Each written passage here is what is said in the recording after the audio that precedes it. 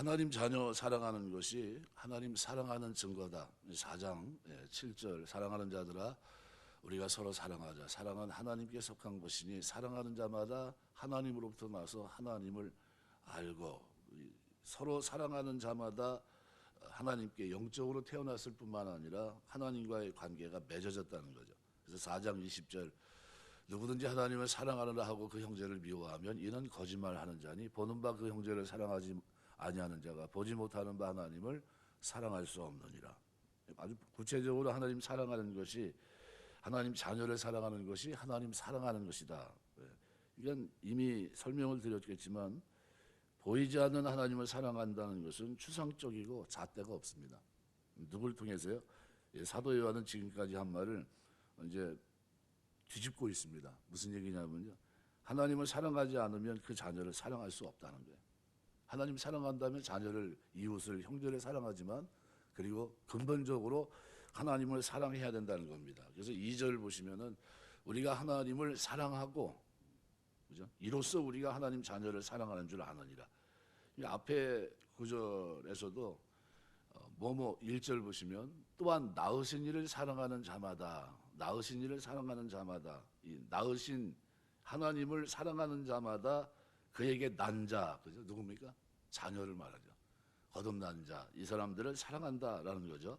그래서 오늘 본문에는 이로써라는 단어가 나와요. 이로써 안다는 게 어떤 행위를 통해서 결과를 이제 알 수 있는 건데요.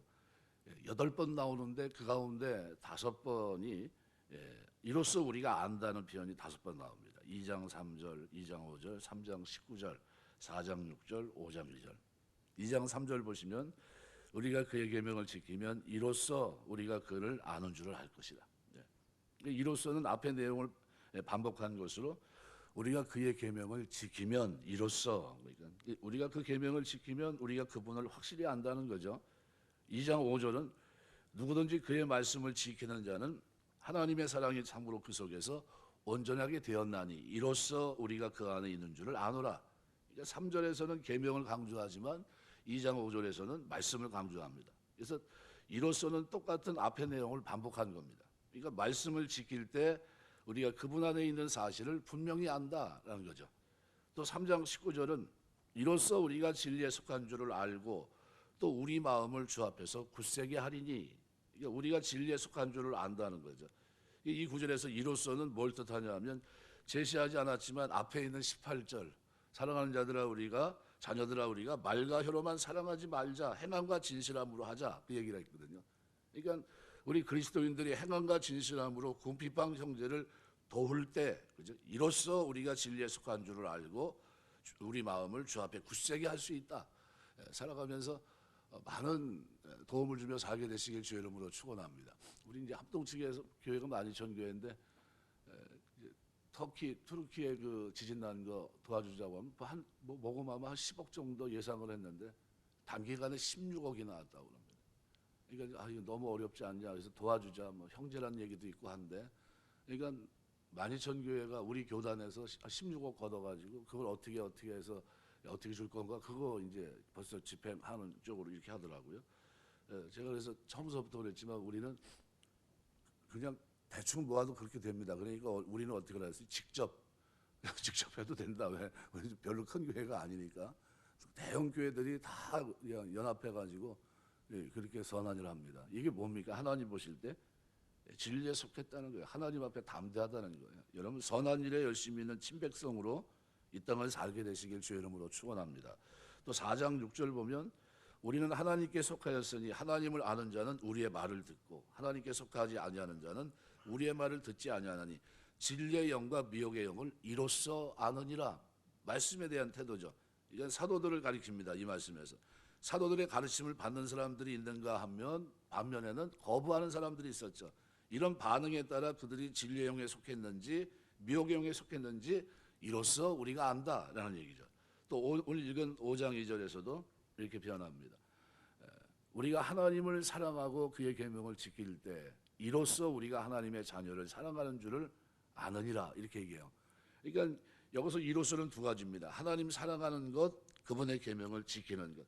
이 두 가지를 행할 때 우리가 분명히 아는 것은 우리가 하나님의 자녀를 사랑하고 있다는 사실이에요. 그러니까 이거를 지금 강조합니다. 그러니까 요한일서는 하나님 사랑, 이웃 사랑을 아주 광범위하게 그러면서도 이것은 지킬 수 있는 계명이다, 이걸 설명하고 있는 거거든요. 그래서 이 5번 사용된 이로써 또는 안다, 이것을 종합하면 이런 얘기입니다. 그리스도인들은 하나님의 뜻을 따라 살아야 된다는 게, 2번씩이나 나온 계명 말씀을 지키고 사도들의 가르침을 받고 행함과 진실함으로 형제를 돕는 모든 행위는 하나님의 뜻대로 산다는 증거라는 게, 이처럼 하나님 뜻대로 살면 그리스도인들은 하나님과 올바른 관계를 맺고 진리와 그분을 깊이 알아간다 할 수 있다는 거예요. 이 내용이 1장서부터 5장까지 이로서를 통해서 사도 요한이 말하고 싶었던 내용입니다. 그래서 오늘 본문은 계명과 사랑에 대해서 얘기합니다. 하나님에 대한 사랑은 계명을 지키는 것이다, 반복해서 언급합니다. 2절 상반절에도 우리가 하나님을 사랑하고 그의 계명을 지킬 때, 3절 상반절에도 하나님을 사랑하는 것은 이것이니 우리가 그의 계명들을 지키는 것이라 그랬습니다. 그러니까 이 서신서의 사도 요한은 계명에 대해서 누누이 언급했지만 이 계명을 하나님에 대한 사랑과 직접 연결시킨 것은 5장 2절입니다. 그래서 4장 21절에서도 이렇게 표현합니다.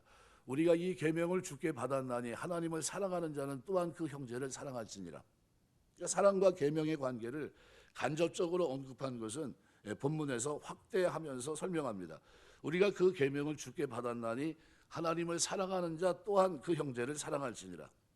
이 사랑과 계명을 연결시키는 것은 예수 그리스도로부터 물려받은 영적 자산입니다. 요한복음 14장 15절 보면 너희가 나를 사랑하면 나의 계명을 지키리라.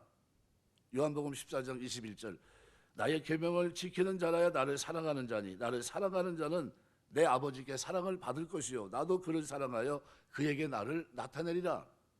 그러니까 예수께서 이렇게 사랑과 계명의 관계를 말씀하셨는데 이것은 구약의 흐름이기도 합니다. 구약에서도 없었던 얘기를 갑자기 꺼내는 게 아니에요. 그러니까 모세 얘기를 하면 신명기 11장 1절 보면 그런즉 내 하나님 여호와를 사랑하여 그가 주신 책무와 법도와 규례와 명령을 항상 지키라. 여기 책무, 법도, 규례, 명령, 이게 뭡니까? 계명이에요. 계명을 뜻합니다. 그러니까 이 말을 다르게 표현하면 이런 겁니다. 그런즉 내 하나님 여호와를 사랑하며 그가 주신 계명들을 항상 지키라, 이런 얘기입니다. 구약 모세를 통해 얘기했던 내용이 예수님을 통해 다시 반복되고요, 사도였던 요한을 통해서 그 다시 한번 반복되고 있는 겁니다. 하나님을 사랑하면 계명을 지켜야 된다라는 거죠. 그러니까 사도 요한이 본문에 사용하고 있는 계명은 원어에는 복수형 계명들입니다. 모세도 복수형을 얘기했어요. 10계명이죠. 그러니까 신명기 11장 13절 보면 내가 오늘 너희에게 명하는 내 명령들을 너희가 만일 청정하고 너희 하나님 여호와를 사랑하여 마음을 다하여 뜻을 다하여 섬기면 하나님이 가장 알맞은 때 이른 비와 늦은 비를 주시겠다는 거예요. 이스라엘 백성이 늘 풍년을 누리고 배부르게 하시겠다. 이게 신명기 11장 14절 15절 말씀입니다. 그래서 14절 15절 보면 여호와께서 너희의 땅에 이른 비 늦은 비를 적당하게 내리시니 너희가 곡식과 포도주와 기름을 얻을 것이요 가축을 위해 너희 풀이 나게 하시리니 내가 먹고 배부를 것이라. 이 계명과 하나님 사랑하는 거가 밀접하게 연관이 됐어요. 난 하나님을 사랑하는데 나는 계명을 안 지켜요. 이건 있을 수 없는 얘기입니다. 가짜예요. 왜 이런 얘기를 하고 있을까요? 거짓 선지자들이 나타났기 때문에, 영지주의자들, 하나님을 사랑한다고 하면서 하나님 말씀을 저버린 사람들, 이 사람들이 등장했기 때문입니다. 그래서 이런 모세의 가르침을 전수받은 여호수아는 어땠을까요? 똑같은 얘기합니다. 여호수아도. 그러니까 누가 이게 어떤 한 사람만 특출나게 그 사람만 얘기하고 만 게 아닙니다. 그래서 여호수아도 22장에 보시면 5절 말씀에 이렇게 표현합니다. 오직 여호와의 종 모세가 너에게 명한 명령과 율법을 반드시 행하여 너희 하나님 여호와를 사랑하고 그의 모든 길을 행하며 그의 계명을 지켜 그에게 친근히 하고 너희 마음을 다하여 성품을 다하여 그를 섬길지니라 하고, 여호수아도 모세를 통해서 말씀했던 내용과 조금 더 틀리지는 않아요. 똑같은 얘기를 합니다. 그래서 여호수아 1장 8 이 율법책에 기록된 대로 행할 것을 얘기하거든요. 그러니까 사도 요한은 예수 그리스도의 이 가르침을 본받아서 하나님을 사랑하면 그분의 계명을 지켜야 된다는 거예요. 우리가 살아가면서 하나님의 계명을 몰랐을 때는 몰라서 못했다고 하지만 알았을 때는 지켜야 됩니다. 그래서 우리가 살면서 하나님의 계명을 내가 사랑하기 때문에 지키게 되시길 주의 이름으로 축원합니다. 이 계명은 그래서 오늘 본문에서 이렇게 얘기합니다. 하나님을 사랑하는 것은 이것이니 우리가 그의 계명을 지키는 것이라. 거기에 토를 달 게 하나도 없어요. 다만 그의 계명들은 무거운 것이 아니라 지킬 수 있다는 거예요. 지킬 수 없는 계명을 준 게 아니라는 겁니다. 그러니까 하나님을 사랑한다면 그리스도인들은 반드시 서로를 사랑해야 될 뿐만 아니라 계명도 지켜야 된다는 거예요. 그런데 그 계명을 지키기가 결코 쉽지 않다는 겁니다. 율법과 계명을 지키려고 하는 바리새인과 서기관들을 우리 예수님은 이렇게 표현합니다. 마태복음 23장 4절 상반절에 보면 무거운 짐을 묶어 사람의 어깨에 지우되 이렇게 했습니다. 어깨에 짊어진 무거운 짐과 같은 계명들이 근데 오늘 본문에서 사도 요한은 뭐라고 얘기합니까? 무겁지 않다 그래요. 무슨 차이일까요? 딱 한 가지 차이가 있습니다. 바리새인들은 그 말씀이 마음속에 없고요. 그리스도인들은 그 말씀이 마음속에 있기 때문에. 그리고 바리새인들은 성령의 역사를 체험하지 못했다면 그리스도인들은 성령이 내주하시면서 그 말씀이 믿어지게 하시기 때문이에요. 우리가 바리새인보다 나아요. 그들이 의와 인과 신을 저버렸던 그들의 삶, 외식하는 그거보다도요.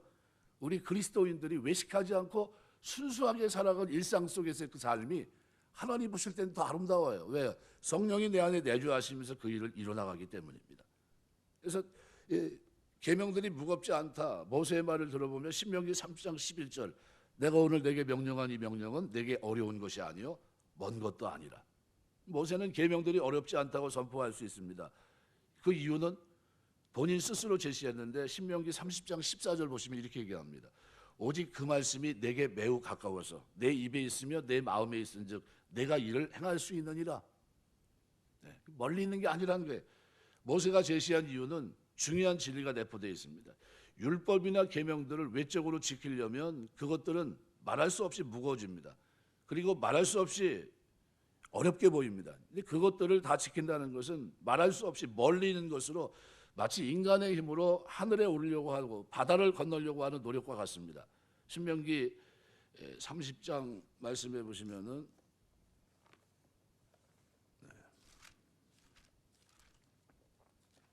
신명기 30장 12절 13절에 보면 하늘에 있는 것이 아니니 내가 이르기를 누가 우리를 위해 하늘에 올라가 그 명령을 우리에게 가지고 와서 우리에게 들려 행하게 하랴 할 것이 아니요 이것이 바다 밖에 있는 것이 아니니 내가 이르기를 누가 우리를 위해 바다를 건너가서 그의 명령을 우리에게로 가지고 와서 우리에게 들려 행하게 하랴 할 것도 아니라.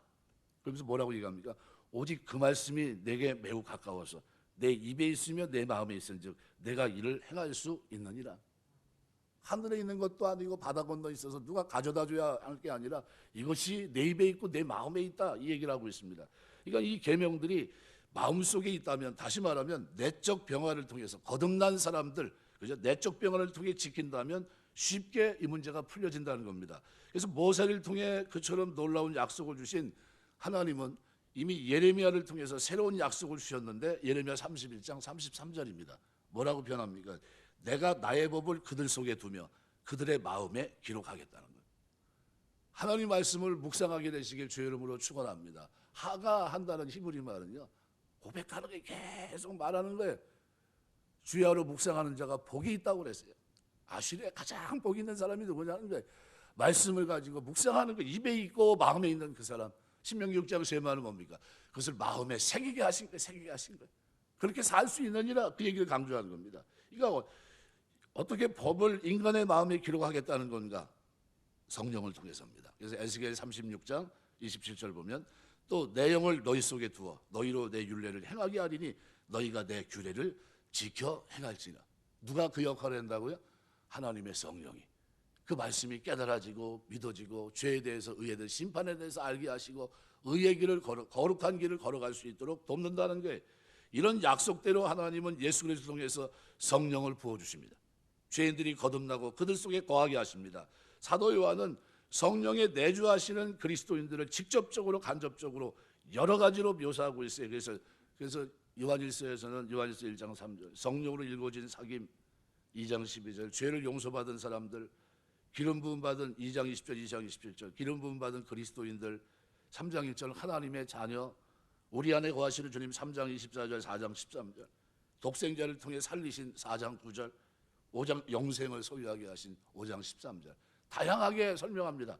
그리스도 안에 거하시는 성령의 역사로 말미암아 그들은 한편 하나님을 사랑하고 또 한편 하나님의 계명을 지킬 수 있다는 거예요. 그 성령의 도움을 받을 때 계명들은 무거운 것이 아니라는 거예요. 성령이 내 안에 내주하시는 기름 부음이 있으면 이것은 못 지킬 말씀이 아니라는 거예요. 그들이 하나님을 진정으로 사랑한다면, 하나님과 깊이 동행하는 삶을 산다면 하나님의 계명, 위로 하나님 사랑하고 그 다음에 아래로 형제를 사랑하는 이것을 구체적으로 실천할 수 있습니다. 그러므로 하나님의 계명은 무거운 것이 아닙니다. 우리 마음속에 하기도 전에 저걸 어떻게 지켜? 이렇게 합니다. 어디서부터 무너져요? 마음과 생각에서부터 무너져요.